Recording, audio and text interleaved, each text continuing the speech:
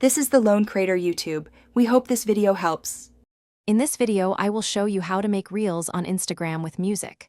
First, open your Instagram app and tap the plus icon at the top right or swipe right from your feed. Then, select Reel from the options presented at the bottom of your screen. You might need to grant Instagram access to your camera and microphone to proceed. This initial step sets you up to capture or upload your video content, preparing you for creativity. Now, you can either record new video or upload existing clips. To record, simply hold down the capture button for up to 90 seconds. If you prefer, tap the gallery icon in the bottom left to select videos from your phone. Once your video is ready, tap the music icon at the top to explore Instagram's extensive audio library and choose the perfect song for your reel.